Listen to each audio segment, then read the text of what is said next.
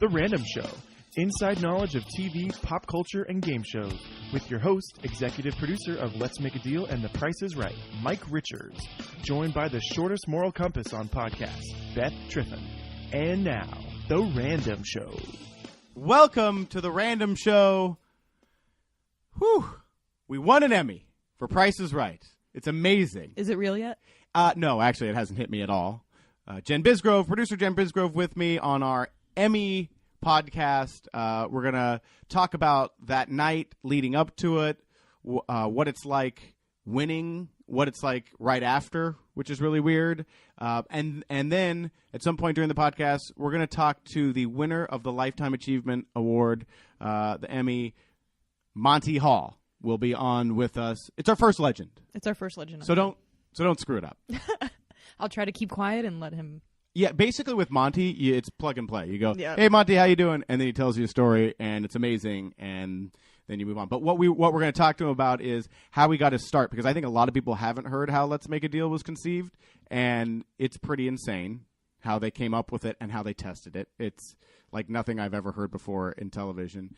We're going to talk to him about how he has raised $1 billion in charity, and how he has raised such an amazing family and had such a successful life with now the 50th year of Let's Make a Deal. But first, Price is Right won an Emmy. I won my first Emmy, Jen Bisgrove. Did you see it? I saw. Were you watching television at the time? I had a viewing party. And how many people were at said viewing party? Including me? Yeah. Mm-hmm. 2. Exciting! I know how to throw a party. Stadium seating. Yes, so it was very fun. I've never won anything in my life. I don't think so. My mom and my wife were there, and they, between the two of them, they've been around just about everything I've done, and we couldn't really come up with anything. Maybe I won a tennis tournament early on at some point, but like a bogus one, not a good one. Like none of the important ones in California. Where everyone gets a trophy. Right. But I didn't even get a trophy then. Yeah, I can't. Pinewood Derby, I think I won the best looking car, like blue ribbon, but that's because I didn't touch it. My grandpa built it. Because he had built this amazing thing, which was actually a Ferrari knockoff out of balsa wood. He was incredible, like woodworking and whatever. And he actually epoxied the bottom because you put weights in them, and he epoxied the bottom so you couldn't even see where the weights were. It's like so flush. So I really can't take that much credit for that one, since I was like sitting on the ground behind them playing jacks. I never played jacks in my life. So it was really fun to actually win. And so I'll take you through. I want to know what your mind was thinking. So I've been there now 3 times, and while the nomination truly is the win, it's a lot like losing when they don't call your show's name. And so the first time I was nominated for Price, I think the first 2 times I was nominated for Price, and last year for Let's Make a Deal, and then this year was spectacular because both Price and Deal were nominated in the same category, so I was a double nominee, which I thought pretty much secured the fact that we would not win. Right. Because they're similar shows, and it would just steal votes from each other, and then Cash Cab would win again, or whatever. And so I was actually, this year, I cared the least about winning. Didn't go with a speech in mind, as Not I at had all. nothing in my head, empty spaces, because I'd been 3 times. I didn't feel like it was our year. I kind of thought it was Feud's year. Really? I had a feeling all day. Did you? Well, that's what everyone kept saying. I had a feel. So that's my mindset. I wasn't really that excited to go, only because it was Father's Day, and at 2:00 in the afternoon, it was a beautiful sunny day in Southern California. I'm sitting by my parents' pool with my dad and my 2 boys, and we're celebrating Father's Day. Like, we're just hanging out. Like, it's the perfect all-American Father's Day. And the last thing all I can think of is, I'm going to go put on a suit and tie, and I'm going to be sweaty. So that was my mindset. And then lose an award. And then go, oh, Family Feud, I'm so excited for it. I am going to hug lots of people. Yay. So, yeah, I wasn't in the best frame of mind. But then my mom and my wife, who came with me, had gone to get their hair did. Mm-hmm. And they were so excited that then I got excited, put the suit on. I'm trying to explain to my boys, they're 3 and 6, like that it's, what's happening. And my oldest grasp it a little bit because he's really into winning trophies. Like he wants to like steal them from other people's houses because he thinks just having them is cool. He doesn't quite understand about winning them. Yeah. Well, that whole generation is the generation of the participation trophies, which is a whole other podcast and probably a book about how we're sucking their soul and their motivation and their ability to try to win America. But so I was explaining it to them, and then of course we ran late. And got to the event like right as the doors were closing. And when you show up to it, it was at the Beverly Hilton, and there's the big photo line, and there's actually fans there waiting to see the soap stars. And you walk in, and you're like, yeah, I'm a double nominee, but not one person gives a crap that you're there. Like I don't do the press line because I've done that before. They've made me do it before, and it's embarrassing because no one talks to you. Like, we have Mike Richards if anybody wants to. Crickets. Why are there so many crickets on this line? Oh, we have Sassafras from, The Bold and the Beautiful, who's said 8 lines this year. Oh, my God, Sassafras, what is it like to wear a push-up bra? And you're just like, oh, come on. So I don't do those. And so we just went in and sat down. My main thing is I wanted to see Monty Hall before he won his Lifetime Achievement Award, which I didn't get to see him before because he was held up in the press line. So our category was second, which is great. Because if you're me, you can't really drink before your category because on the off chance, and by the way, I almost made myself a drink at home because I was so sure I wasn't going to win that it was like, whatever, if I have a couple drinks, it's going to be fine. And I didn't, and I wouldn't have, but it was like, I was so sure that I wasn't, and I was really thrilled that we were nominated twice. I mean, it was really cool. And so anyway, the first act, they do a song, which was... That was... Yeah. Here's the thing. Having produced award shows and tried to reinvent the wheel a bunch of times myself, it is really tough. And you're always like, maybe this will be fun. And what seems great doesn't end up being great. And then they did the couch interview, which I actually thought was a cool idea for like the Oscars or the Golden Globes. Like that would be a really cool moment on the Globes. Pick 4 of the most interesting people as it's happening and have them interviewed by their peers is actually a really great idea. I think it's tough in the daytime world because unless you watch that soap, you have no idea who that person is. Yeah, I didn't know who they were. No, and I was confused. And even if you're a person who watches soaps, if they're not on your soap, you don't know who they are. Right. So anyway, I thought it was a tough show. But the first act, they give away the first Emmy, and then that's the whole first thing, and we go to commercial. We come back, and I'm like, oh, wow. We're about to do this, and everybody's like, good luck, and we all cheers at the table, because I had the Let's Make a Deal, the Price is Right table, and then kind of a table of Price is Right and Let's Make a Deal people at my table. So we all cheers, and we're all laughing, and whatever. And I'm sitting next to Chris Ahern, the supervising producer of Deal, who was on the podcast. Yes. And so Chris and I have been there before. I've been there 3 times. This was his second time. This is my 4th time, but this is his. Yeah, am I saying that right? Yeah, my 4th time, his 2nd time. And as producers, you're watching the room to try to figure out what they're doing. And right as Todd Newton, who I've known forever and who is fantastic, opens the envelope, we watch the camera guy run over to the Family Feud table, which was nowhere near us, but was like kind of in the same quadrant. And both Chris, and this is all happening in split seconds, but both Chris and I caught it at the same time. And I look at him, and he gives me this like, oh, no. And I go, God damn it. Because I thought we had lost, like loud. Because it's, you want to be cheery and everything, but it's also, you feel bad for the people you're with. And I don't know, it just feels like a big, like you've wasted everybody's time, which is ridiculous because you're not wasting anybody's time by getting to go to the Emmys, and it's really lucky. But that's like that's the moment, and I am not graceful. I have learned in loss. So, and luckily they don't do a quad split of the producers, or you would have seen me facing away from the camera, going, "God damn it!" But anyway, and then all of a sudden he says, "Price is Right." Now Chris works on Let's Make a Deal, so I look at him like I just won. And I'm like, "Oh yeah!" And he's like, "Congratulations!" I was like, "That's right, you didn't win. That's no." Awkward. Wah, wah. So then I jump up, hug my wife, hug my mom, and I'm off to the races. You sprinted. I did. It was faster than a trot. I'll give you that. Yeah. And so I'm off to the races, and I look back, and not one prize person has moved yet. I thought you were the only one going up on to stage. Well, for that's a how long it felt. Time. So I look back, and you've pointed this out to me, that I look back, I don't see anyone, I go, well, I'm going up. Right. And here's why. Again, I've produced award shows. The long walk up is the part of award shows that you cannot fix, and it's terrible. And you just sit there and you're like, please stop hugging people in the dark. Because you're in the dark. It's not interesting. Here's the other thing. No one really cares about the producers of the shows. And if you understand that, I think it's a lot easier to go with it. You only have 45 seconds, and it's 45 seconds from when they announce the award. So if you take 8 minutes getting up there, you're going to be like, I want to thank, and it's over. So I wind sprinted. Yeah. And I looked like I was going to go win an ESPY more than I looked like I was going to win an Emmy. I was like, yeah. The little, had a little fist pump. Little fist pump going on. So anyway, I get up to stage, and now I have not prepared a speech, which is the first time in my life that I have not prepared a speech.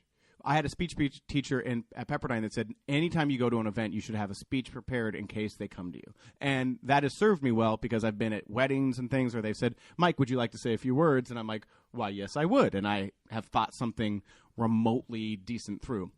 But on the night that I win the Emmy, I have eschewed such education and decided to not do it. And I got to say that I never quite clicked in.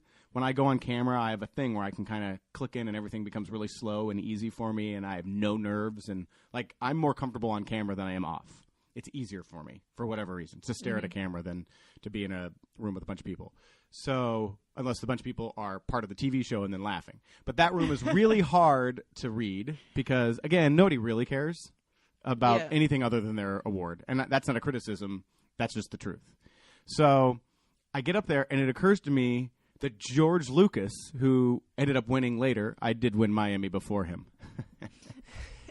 Skywalker Ranch. I'm going to buy it. It occurs to me that George Lucas is looking at me. That's the of all of the things to go through my head, I go, holy cow, George Lucas is looking. So I made Did you see him or you just No, thought that? I just had this, holy cow, George Lucas is here. Because I'm someone who loves super successful people, studies them, reads their books, tries to catch hints from them. That's me.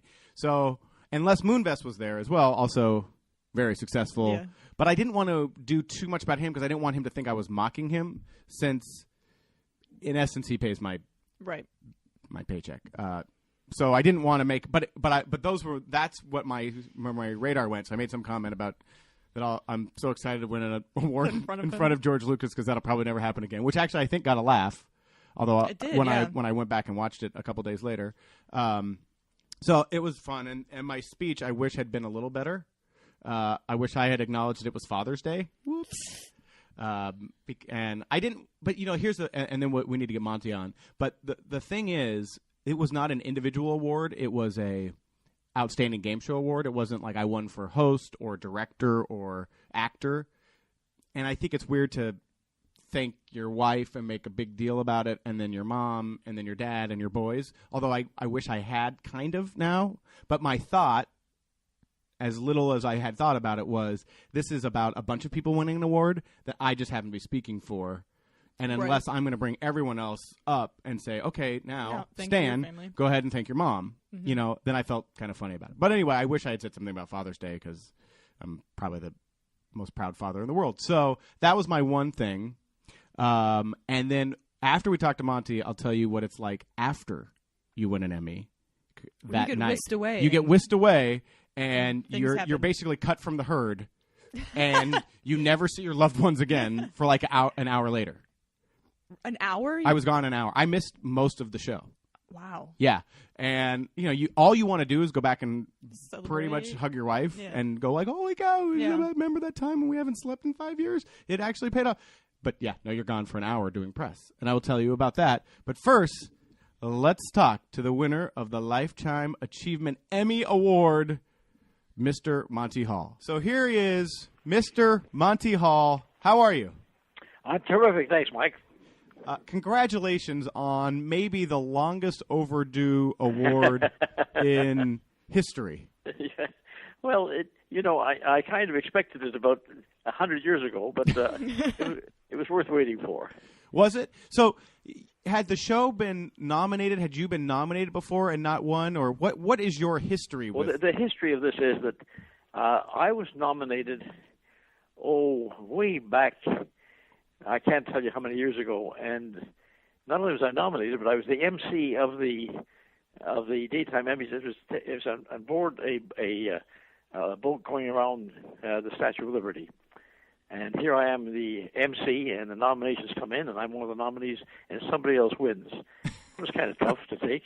And you're not only are you still having to MC it, but you're stuck on a boat with them. So was that? So you were on a boat. That's where the awards was. It was a boat that toured around the Statue of Liberty. They hired it for the day, and all the people were on the boat, and we did the whole show from the boat. And do you remember who won? I don't know. It was immaterial to me because I was in shock. Well, I'm just wondering if we ever heard from him again. So probably not. So, and then were you nominated again? Was the show ever nominated again? What I was told after that is that you have to nominate yourself. Right. The Academy doesn't make the nominations, and you have to nominate yourself. And I got into an argument with some people at the Academy. I said, I don't think that's right. I think it's really not right for a person to nominate himself. The Academy should select the 5 best or whatever it is, and then make a choice. And I said I will not nominate myself. It was a matter of pride. And from that point on, I was never nominated. Yeah, we have the same thing with Drew Carey on Price is Right. He thinks it's ridiculous to have to nominate yourself, and you actually have to pay to get nominated. So you pay a fee to enter your show or your host, and it's a different fee for each thing, or cameras or makeup, and everyone pays a fee. And I guess this is standard practice now, but it is unusual to go, boy, I think I'm so great that you should nominate, that I'm nominating myself to be nominated. Yeah, I didn't like it, so I didn't, and I didn't nominate the show. Now I don't know what happened in the intervening years, because a couple of years ago when the show came back on CBS with you doing it with Wayne, and apparently you did nominate yourself, and he hasn't won in the last couple of years. And I take a look and see who has won, and I'm dumbfounded. Because Wayne is doing a superlative job as a host. He's very talented. And doing the Let's Make a Deal is like a decathlon. You're running, jumping, thinking, ad-libbing, so on. It's a monster show to do, and he does it great. And he loses to a guy who sits in a taxi cab and asks questions like, "Who was buried in Grant's tomb?" And to that he gets an Emmy, and he's won it 2 or 3 times. He's won it 3. Yeah, he's won it 3 times, and I'm sure he's a very nice guy. But you're the only other person who really knows what it's like to do Let's Make a Deals at that level, and how. And I understand it because I'm the producer asking him to do it every day, and we've done 712 now. Nothing compared to. How many have you done? How many did you do? I did the first 4,200.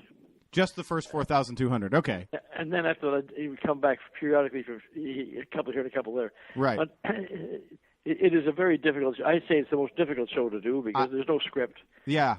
And you're working with. No, I think it's very. Their opinions and their answers momentarily, and you have to go along with the change.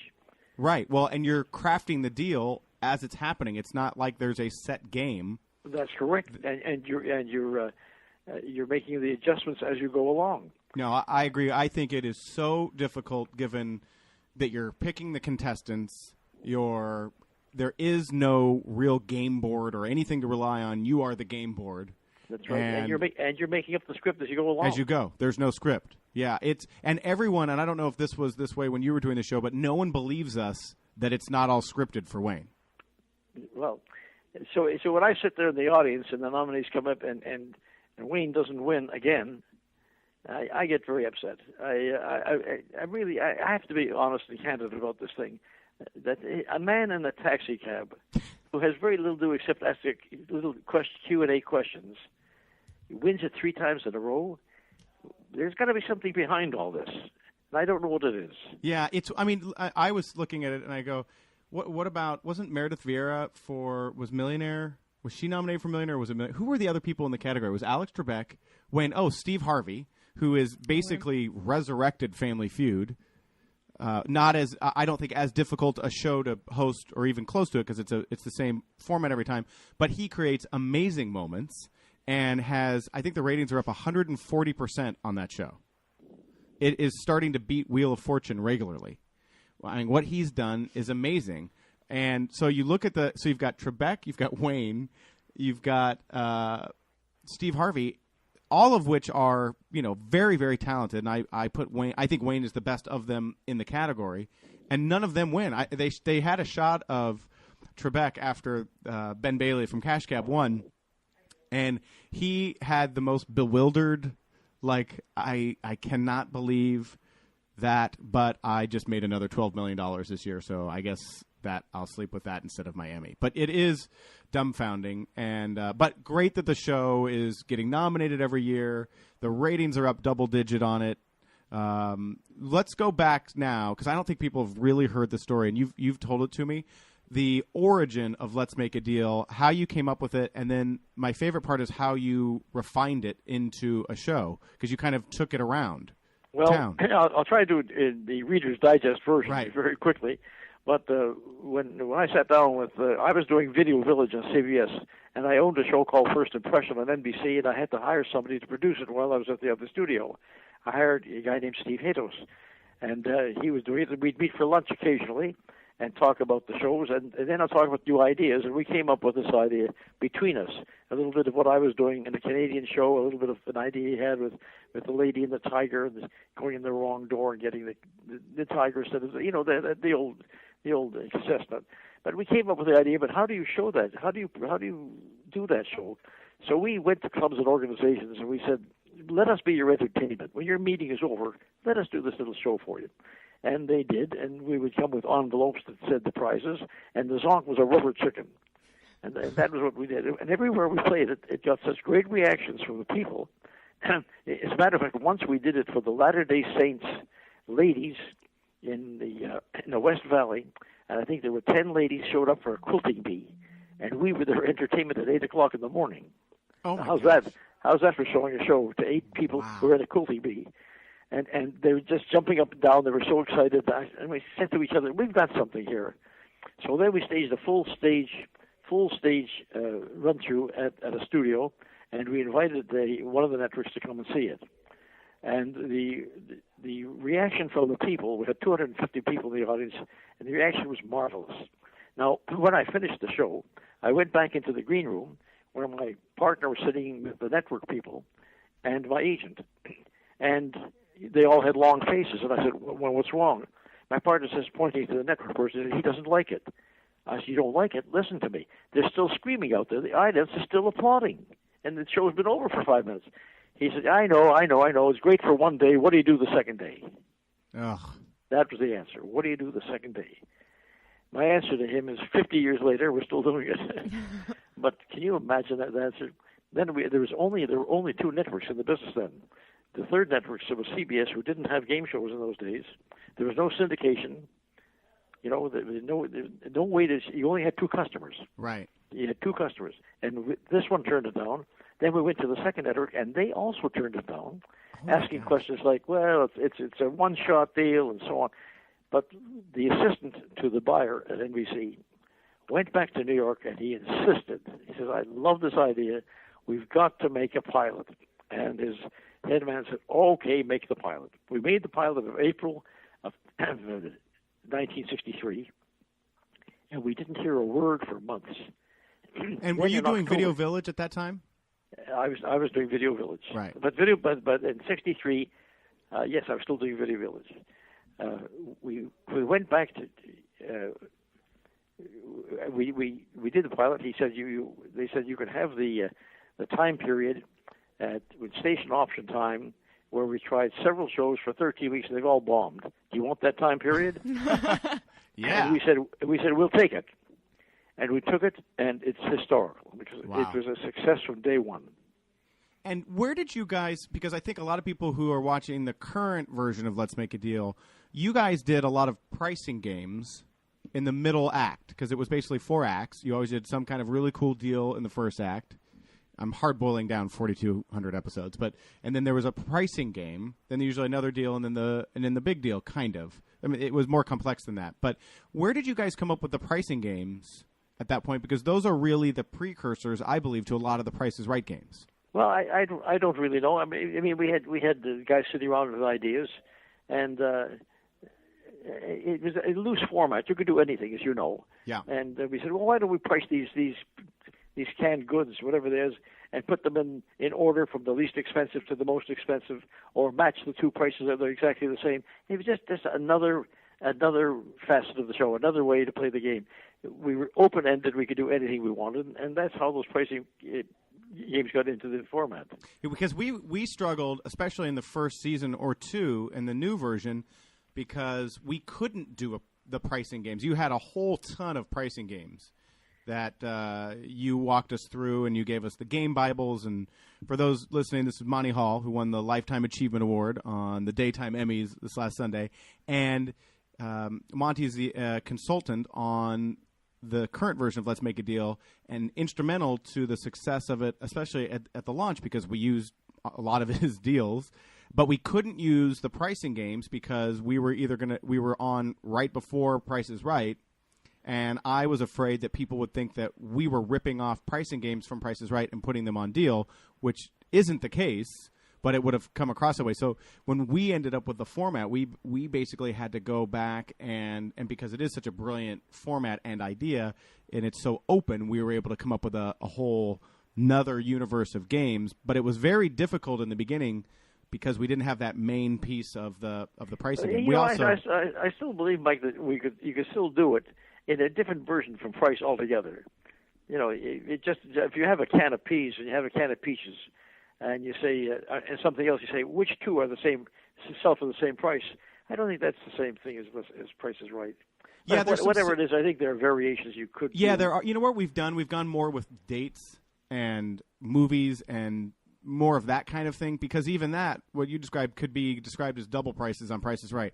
I really think that they were very influenced by watching Let's Make a Deal when they created Price and some of the pricing games. I don't know that. Well, I'll tell you one thing. That when we had certain deals where if you went over a certain, I forget what it was, but Price is Right was smart. They built a set around all these deals. Right. They took our show, our deal, and made it better. I have to admit that. Well, they were very good at branding them. I mean, you guys did a version of the Yodely Guy game, but they put it on a mountain and had a guy go over the cliff. That's right, on it. exactly. Yeah. And so I went into my partner's office one day and I said, you know, they're stealing our ideas, but I'll tell you something, they're doing it better than we did.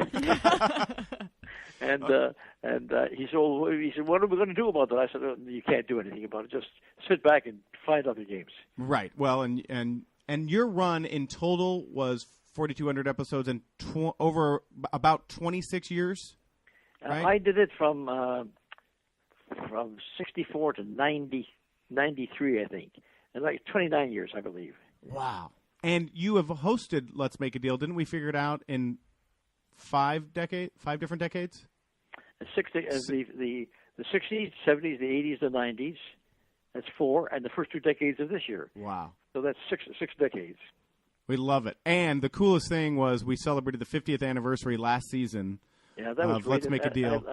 I love that because we had Carol Merrill fly in from Hawaii to be on the show. The original model. Right. The original model. And we conned you into doing a deal. Yeah. And it was to watch the master work was so much fun for everyone. I mean, well, you know, I've never stopped doing it because in my life away from television, I'm always playing Let's Make a Deal with somebody, or it's something for charity or somebody. I'm being stopped on the street. You know, the interesting thing about Let's Make a Deal, Mike, is you can stop anybody on the street, take 5 people on the street, and do the show. Sure. You don't have to pre-select a contestant because everybody is a contestant in his or her own way. Some of them are very excitable, some are very introverted, and it's up to the MC to make the most of that situation. Right. So well, I say everybody makes a good contestant. Well, if with a great host, a great host can make any contestant good. Well, that's your challenge. Sure. That's your challenge. And you know one other thing that we did until Let's Make a Deal on the air.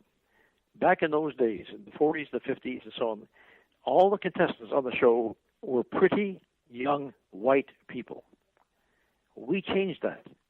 When we had our contestants selected from the audience, I said, make sure that we have a whole cross section of America there. I want America in that audience. And there we had older people, we had fat people, we had skinny people, we had black people, we had yellow people, we had all kinds of people because that's America. Did you get any pushback at that point? Because that's still mid-'60s. Did you get any pushback from the network on that or from viewers? No, not at all. Not at all. I would get an awful lot of mail. You know, you get a lot of hate mail on a show. I don't care who you are. Right. The hate mail would come in and say, "You're always picking black contestants," or "You're never picking black contestants." You know, well, no, you can't win. We get those now. We get those now with Wayne. He gets all of this flack from you don't pick enough African Americans and you pick too many. You're picking too many black Americans. And literally you get it from the same show on the same day. And that's just people having, being, I think, whacked out, and having their own people have their own hates and dislikes and so on. And I remember once the network called me in and said, "Read this letter." And it was a letter from the person that said, "I was watching the show, and you walked down the aisle and you stopped in front of a black contestant for about a half a second, and then you went past him and picked a white contestant, and you walked right by the black contestant." So the network said, "How do you answer this letter?" I said, "Fine, just write him this answer." I said, "This is America. A black contestant on my show has the same right to be passed over as a white contestant." So you mentioned your charity work, which is hard for, I think, us mere mortals to wrap our heads around. You've raised over $1 billion in charity. That's a billion with a B, right? With a B. But I've been doing this all my life. But where does that come from? Because I think it's an interesting thing where a lot of people who want to be on television are very into themselves and I don't mean this in a negative way. If you want to be on TV, it's because you believe that you're more interesting than the guy next to you, and that's why you should be on TV. And I think sometimes it keeps people from doing too much charity work until later on in their career. This is something that you've done forever. Where did that come from for you? Well, in my case, I think it had to do with my youth for various reasons. Let me explain to you. We were very poor. You know, the old joke, we were so poor that, well, we were really poor. So I always had identified with the people who didn't have anything. I also was very sick. When I was 7 years old, I was terribly scalded and almost lost my life. And I was so weak, I got double pneumonia. And again, they had me in oxygen tents for 2 weeks. And it was harrowing, very harrowing.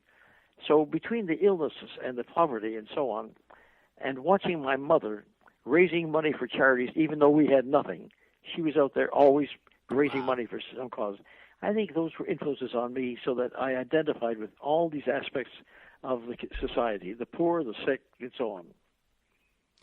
And when did you know that you could start? I always call being on TV or being famous like a superpower. When did you really start to see it roll as far as the charity, where you could all of a sudden, when one person donates their time, when I donate my time, it's not as effective as when Monty Hall donates his time because you can get 1,000 people there. When did you start to see that change? Well, I started in Winnipeg, Canada, as a youngster, and then when I went to Toronto, I was conscripted to go work for the United Way, and I do benefits for them. And then I started doing a few other charities and so on, and I joined the Variety Club because my father-in-law, I got married, my father-in-law was a charter member of the Variety Club for children, and he took me out to dinner, and he said, "You should join Variety. It's a new charity here, and it's for children, and it's the people in the entertainment business. It's a natural for you." I plunged in with both feet. Let me tell you a cute story. Have you got time? We do, yeah. Okay. So I'm a young guy. Marilyn and I recently were married. I'm 26 years old. She's 20. She's a college kid.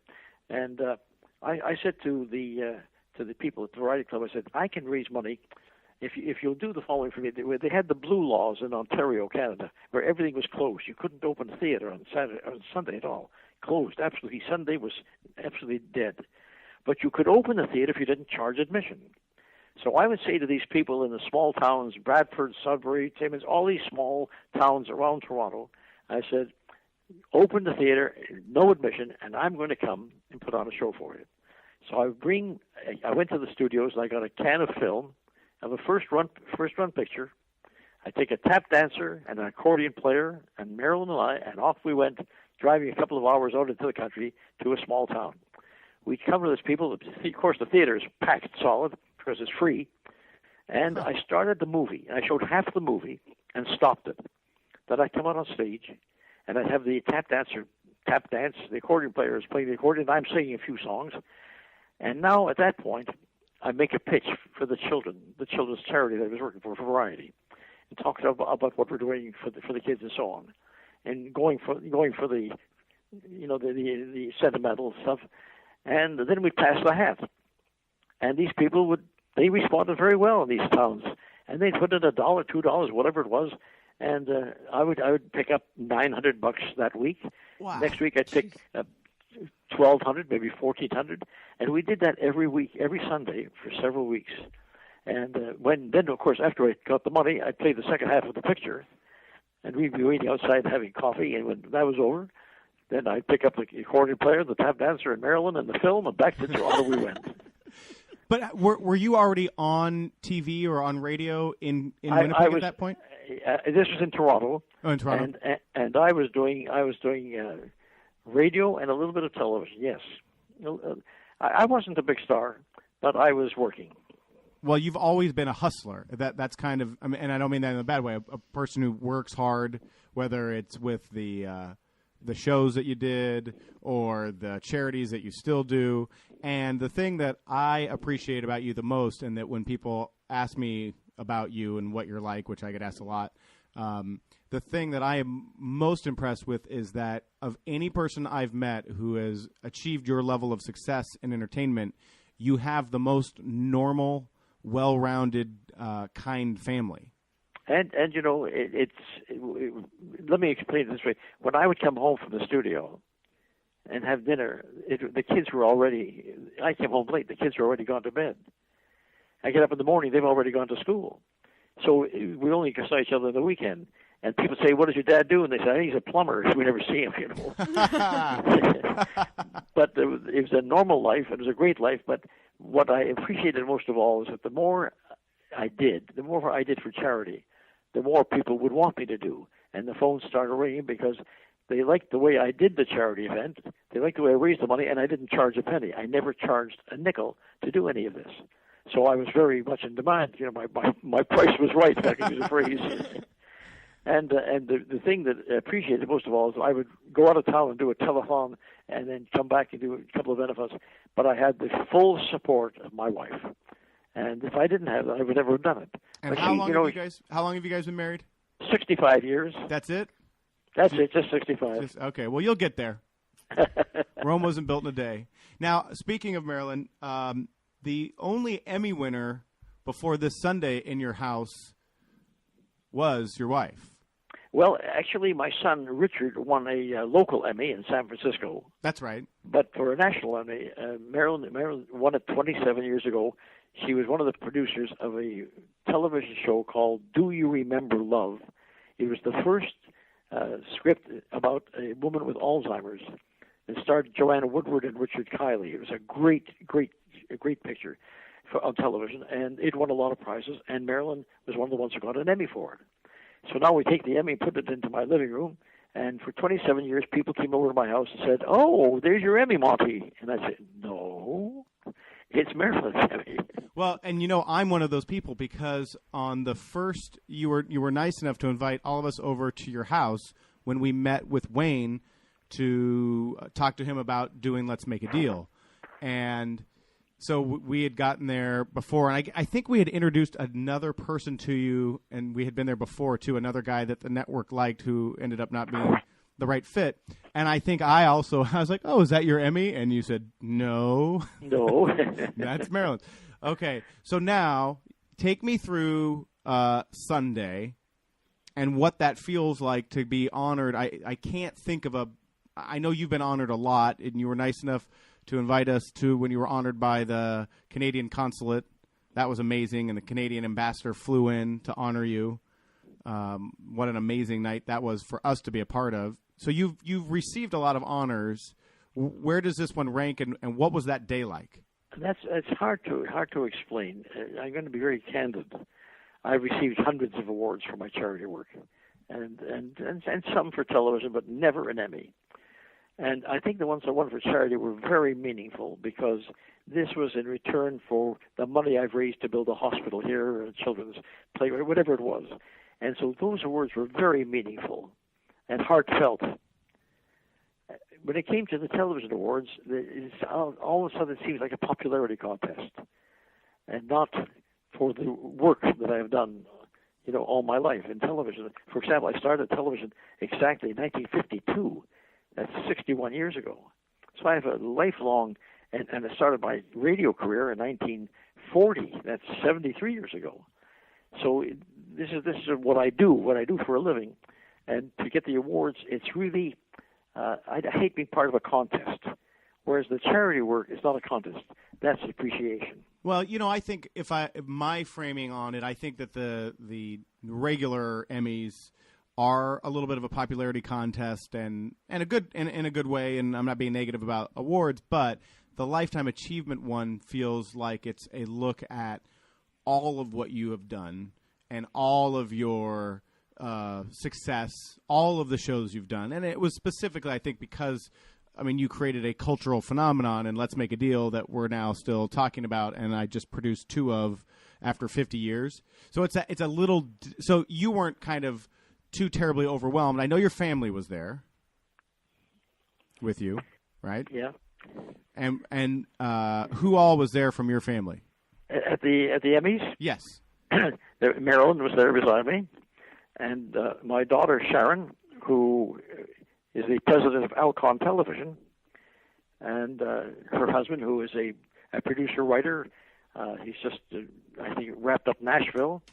My son, who's very big in the reality field, he's always producing a couple of reality shows from day to day, and his daughter. And it's his birthday today, right? Sorry? Is it his birthday today? I didn't hear that. Is it Richard's birthday today? Richard is what? Is it his birthday today? Oh, how did you know that? Because I got on the phone when we were calling you to be on the show. Marilyn answered the phone and I said, "Hey, it's Mike Richards," and she just heard it's Richard, and she goes, "Happy birthday!" And I said, "Well, I wish it was my birthday, but it's not." Well, there you are. I didn't know that you were my son, but that'll do. Well, if you're willing to adopt me, I'm interested. I'll talk to my lawyer tomorrow, see if he'll put you in the will. Great. I just want to be invited to the barbecues. And play in the pool. Today's Richard's birthday, and also my grandson's Levi, Sharon's son's birthday today, so it's a great day. That's who was at our table, and incidentally, at the next table were the 2 people who wrote the script for the clip that they're supposed to have played that they didn't play. Right.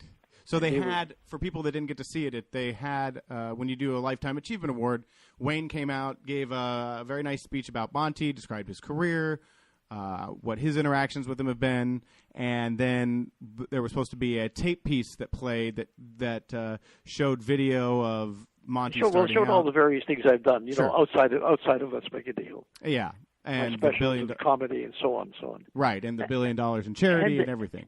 So they didn't end up rolling it. What happened apparently was somebody in the booth, director or producer, said that the Wayne's going on too long, so cancel the film of Monty, which was a shock. Well, so what we're doing is, because we all wanted to see it, we got our hands on this Monday, and we're going to have you on Let's Make a Deal and with your Emmy, because I haven't seen you hold it yet because I wasn't there. I was backstage. I'm not, it's too heavy. I need 2 people to hold it for me. Well, I'll help. And because I haven't put mine down yet. Right. So we're going to have you on the show in the Quickie Deals. Get a minute to honor you, and then play the package so that everyone can see it. And the great thing is, and I'm not bragging, but a lot more people watch Let's Make a Deal than watch the daytime Emmy, so a lot more people will see it. That's true, and they're playing it in some other places too. A publicist who worked on the show with me, and says they're going to put it on this network and this streaming here and streaming there, and they're going to show it in various places. But I wanted it that night in front of that particular audience. Right. Because that particular audience, with all the splendor of the soap operas and all that sort of thing, the game shows seemed to be in 3rd position after the talk shows and the soap operas. And I wanted them to know that there was more to me than Let's Make a Deal. That I also was an actor. I also was a singer. I also did these things, And I'm getting it for my lifetime achievement, not for 3 doors and a zonk. Right. No, so that's it was, why I was disappointed. Yeah, no, we were all disappointed, but hopefully we'll get a lot of people to see it, and the more people that can come into contact with you and get influenced by you, I think the better.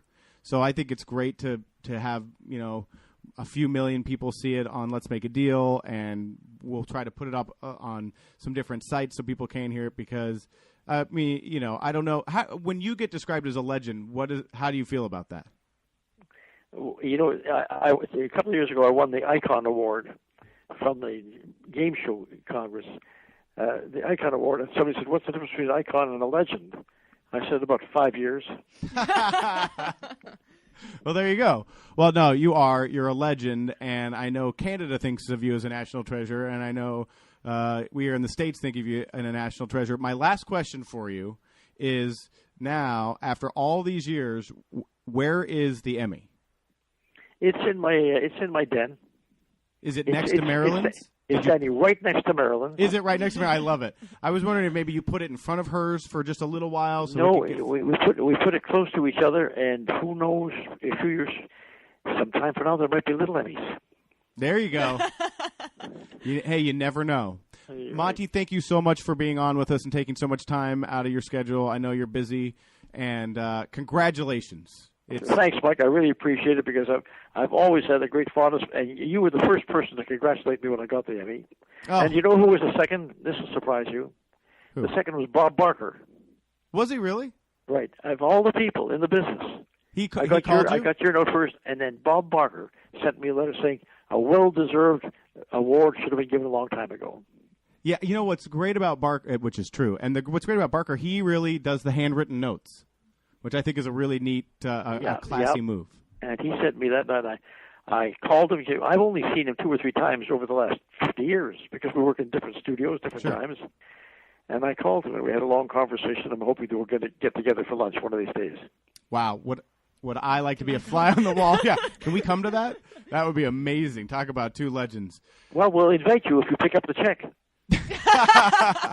Sold. I get to pick where we're going, though. Monty, thank you. Have a great night, and congratulations. Thanks again. Bye. Wow. I love him. He is, you want him to be your grandpa. Exactly. And he's like a living legend. I know. There is no pretense about that man. You would have no idea other than you recognize him, and then especially when he starts talking, you go, oh yeah, that's Monty Hall. But he is so humble. And it's not fake humility. He just is. Right. But he's also very prideful. He doesn't shy away from what he's done. Right? He is amazing. And 92, going on 60. Right? He's so with it and hilarious. And hilarious. I mean, you wind him up and get going. He was. I could tell he was in more of I want to tell my life, my story and all that kind of stuff. But he is hilarious when he gets going, and he was very funny on the show. And Barker was very funny on Price is Right. Oh yeah, very. I never understood why he didn't get more credit for how. I mean, he was hilarious, and I got to go to a bunch of tapings with him towards the end of his run. And as funny and good and smooth as he was on the show, Barker was hilarious during the commercial breaks. I mean. He had you doubled over, and Monty is the same way. I mean, he goes out when he'll be here Saturday at a taping of Deal, and he'll go out and work the crowd. Hey, and he's got his stand up that he does, and it's the same jokes he's been using since '63, and it's amazing. He's an amazing guy, and no kidding, the only person I know who has successfully done the family thing and been a star on television. And then the charity stuff is just the charity stuff's hard to even. You go, oh, he raised $1 billion, and you go, well, Gates donated it, but he did it $100 by $100. Right. I mean, it's insane. And he tells you the stories about going on the road just to raise $1,000. And he didn't write a check. He went. No, and he went was there he and earned took his it. time and Amazing. So now I'm so glad I called him right away when I found out that he was going to win. I'm glad I called him before Barker. That was good. Barker class act though with the notes. Right? He's famous for his he handwrites notes. It's amazing. Anyway, okay, so we're going to talk to Christina Banter, who won 2 cars on the Emmy-winning Price is Right. Before we do, so I'll tell you what happens after you win an Emmy. You have no idea where you are, and there's a model type person who's supposed to usher you the right way. For whatever reason, they cut me off from the rest of the staff, so they grabbed me and took me right, and they took the staff left. And I was like, where'd everybody go? And I'm kind of standing backstage. Then they take the Emmy away from you. And how did they do that? It was because I was like, wait, what? Like I thought I was going to get frisked. It's kind of, and you're very disoriented. And then you go, oh, did I think this? Like you have there's like a whole weird thing. And you want to celebrate, and yet no one around you wants to celebrate because it's stage managers and like talent people. And they're like, hey, whatever, dude.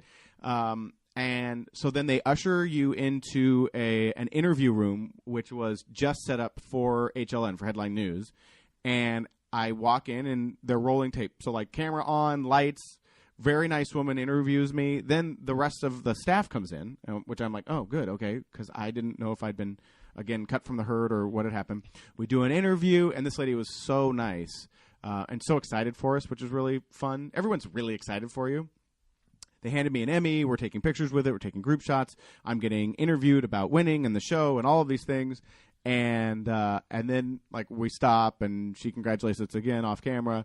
And when we should start so you're in like a trophy room. So all the Emmys for the night are there. Oh wow! And so we're about to go into the next room. And I look at someone that's working there, and I said, "Do we get to have one?" And they go, yeah, you get to take one. Just pick one. Like, but it's like they're like head down. And like, yeah, just take one. And I'm like, seriously?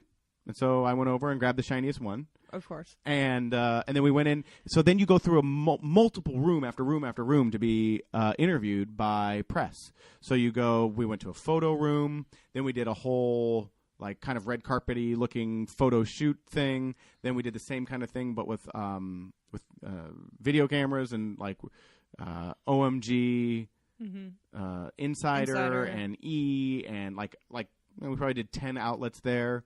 And then you think you're done, and then there's more pictures, and then you go around, and then there's like a whole room. So this was the funniest moment. So we walk in, and it's a room, and I guess it's print press and bloggers. But by the way, no one's telling you what's coming up next or who these people are. You just walk out, and you stand on a stage, and there's a microphone, and we walk out. No one, like crickets for the first 10 seconds. So. I walk out and said, we're from The Price is Right, and we just won for Best Informative Talk Show. And so that like kind of broke up the room because it was so like it felt like we were standing there naked, and they were just like, oh, this is so terrible. And then they had like a million questions for us, and then it broke open, and then there's no ending to it, so it just like they run out of questions, and then I was like, and then you walk away, and I was like, okay, I'm headed to the bar, but gone an hour. Oh my god! At that point, and what was great was I got to stay with the staff because at first I thought they'd cut like them away and they'd sent them back to the seats, and it was very disorienting. So that was really I got to say that winning is cool. That moment is cool, though I barely remember it. Afterwards, so then you go back to your seat and there's champagne and people are sending drinks over to me and I'm hugging I mean, it's really like it's amazing. You were hugging? I hugged. Wow. Yeah. Well, I was not myself. And so but the show's still going. So there's still like another hour to the show. And all you want to do is get out of there and do or for me, all I wanted to do was go run wind sprints. Right. Because I was like beyond amped. And so then the show ends and then we have dinner. And I was like, I better eat because I'm going to fall into things if I don't start eating. So we ate a little bit. And then there was a CBS after party, which was really nice. And that was fun. And then we went to the actual Emmy after party. Both very, very nice parties. But the coolest thing is walking around with it because some of the people at the hotel are not at the Emmys and some of the people are, and everyone's like, congratulate, like everyone comes up to you. And it's literally like it's the coolest feeling. Did you see George Lucas at any of the? No, but he was like stalking me, I heard. Oh, yeah. And I'm like, George, I'm going to be in Red Tails too. It's going to be great. So afterwards is a lot of fun, and then the next day is a lot like going to work. Why do they always have them on Sundays? That's kind of an award show thing. It must be a good night because you wouldn't want it on Saturday. Right. And Friday, no one would watch. And either. Friday, no one would watch. So Sunday's a pretty good day, I guess, ratings-wise, because I think that's when isn't that when the Oscars are and everything? Are, yeah. So, I don't know, it's some kind of tradition thing. But yeah, that was a bummer, because you go home and you're like, yeah! And I went home and celebrated with my dad, and then I woke up my boys, and my oldest slept with it, and... Really? Oh, yeah. And, because it's like the size of trophy. his... Yeah, it's a trophy, and it's the size of his body. And, we finally got to sleep, and then, like, 4 hours later, I was like, and it's time to go to work? ? Well, Jen Bisgrove, what have we learned today? And a very, our biggest guest ever, not diminishing any of the other guests, but Monty Hall. He was a legend. Literally a legend, winning the Lifetime Achievement Award at the Emmys this year. Monty Hall, and still very active on Let's Make a Deal. So that was awesome. So what we learned is you should always prepare a speech if you are nominated for an award. Right. Running to stage is okay. Getting cut from the herd right after you win is scary. And Monty Hall makes us all feel like, not on purpose, that we're big fat losers. That I have done nothing with my life. Yeah, so he had raised more money for charity than any of us combined. And, yeah. I've never taken a tap dancer and accordion to go raise money for charity. But you know what's amazing is, like, he was like, you know what we should do? We'll get a movie. We'll get a tap dancer and accordion player. I'll sing some songs. Marilyn will dance. It'll be great. Just like that. And then, we'll do it. No, he is amazing. And what an insane week it's been. It's been really fun. Thanks for listening to The Randumb Show. Producer Jen Bisgrove, thank you. Another amazing one. See you next time. Bye.